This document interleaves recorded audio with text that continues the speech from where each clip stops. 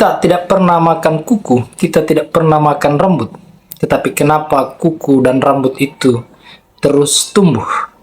Kita kan hanya makan nasi, kita hanya makan sayuran, daging, mungkin sagu atau roti. Tetapi kenapa kuku dan rambut itu ada? Kenapa justru terus bertumbuh? Inilah pemikiran Anaxagoras yang berbeda dengan pemikir-pemikir sebelumnya. Mari kita telisik. Check it out.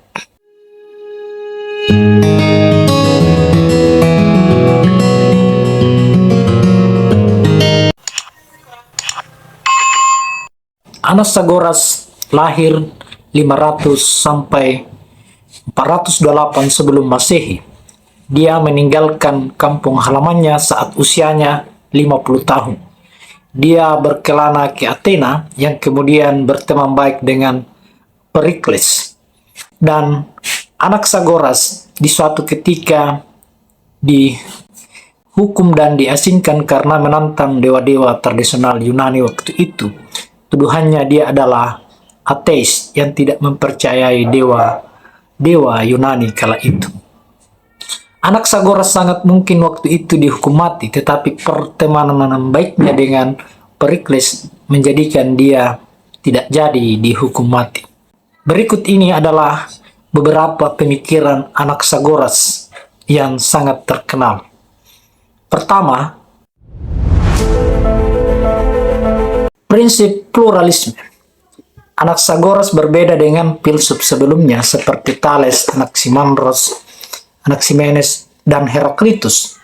Anaxagoras menganggap bahwa segala sesuatu di alam semesta ini berasal dari campuran tak terbatas, yaitu dari benih-benih atau partikel-partikel yang sangat kecil, di mana setiap partikel mengandung sebagian dari segala sesuatu. Jadi, misalnya, hewan kita belah, itu memang pada akhirnya akan menjadi 4 unsur, seperti yang diperkenalkan oleh Empedokles, bahwa alam semesta ini berasal dari 4 unsur, yaitu air, tanah, udara, dan api. Tetapi ketika hewan yang kita belah menjadi kecil sampai mengecil, hasil belahannya itu ketika kita belah lagi, maka akan muncul lagi unsur-unsur yang sangat kecil yang dikenal sebagai benih atau stomata. Seperti itulah Anaxagoras dalam menjelaskan prinsip utama dari alam semesta ini. Prinsip nous. Jadi Anaxagoras memperkenalkan konsep nous sebagai kekuatan pengatur utama yang memulai gerakan dan mengatur seluruh alam semesta dari campuran yang saya jelaskan tadi. Jadi ini semacam appearance seperti yang diperkenalkan oleh Anaximandros, bahwa alam semesta ini diciptakan dari yang tak terbatas, dari yang tak terdefinisikan. Inilah mungkin kemudian yang menjadikan Anaxagoras menolak sistem dewa-dewa yang mengatur segala hal yang terjadi di alam semesta ini.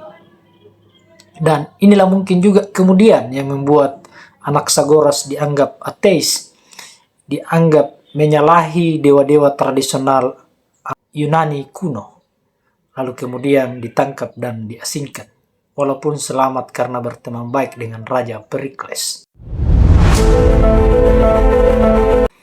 Ketiga adalah penjelasan rasional mengenai fenomena alam. Jadi Anaxagoras ini mencoba menjelaskan secara ilmiah mengenai fenomena alam yang terjadi waktu itu. Jadi ia menolak penjelasan mitologis dan memberikan penjelasan ilmiah untuk fenomena alam seperti gerhana matahari dan bulan. Misalnya ia berpendapat bahwa matahari adalah massa batu yang menyala lebih besar dari daratan Yunani, dan bulan memiliki gunung serta memantulkan cahaya dari matahari. Ini menghilangkan kekuatan dari dewa-dewa Yunani, seolah dewa-dewa Yunani itu sudah tidak ada fungsinya berdasarkan penjelasan ini. Selanjutnya adalah prinsip predominasi. Jadi, Anaxagoras menjelaskan bahwa suatu benda memiliki sifat tertentu karena unsur dominannya, meskipun partikel dari unsur lain juga ada di dalamnya. Jadi, misalnya hewan kita belah menjadi beberapa bagian, pasti ada unsur yang dominan di situ, tetapi unsur lain juga ada di sana.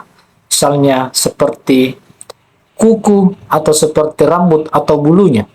Jadi, kalaupun suatu benda itu ada yang dominan, tapi unsur lain juga mengikut di sana. Inilah pemikiran Anaxagoras yang pada akhirnya membuat dia diasingkan, bahkan hampir saja dihukum mati andaikan tidak berteman baik dengan Raja Perikles.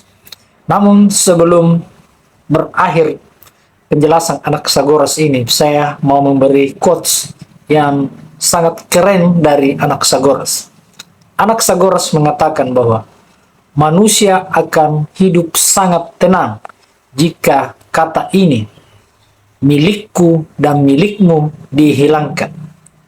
Apa artinya? Yang membuat kita tidak tenang adalah soal keegoan untuk memiliki sesuatu, soal keegoan untuk memiliki kekayaan yang banyak, soal keegoan untuk memikirkan diri sendiri, soal keegoan orang lain untuk mengatakan bahwa milik kita itu adalah miliknya. Jadi kata milikku dan milikmu itu, andaikan tidak ada, maka manusia itu akan hidup tenang. Jadi kalau Anda mau hidup tenang, maka janganlah terlalu ego mengatakan bahwa ini milikku. Karena apa yang menjadi milik kita akan kita pikirkan, apa yang menjadi milik kita akan kita terus harus menjaganya. Apalagi kalau kita memang sangat ego.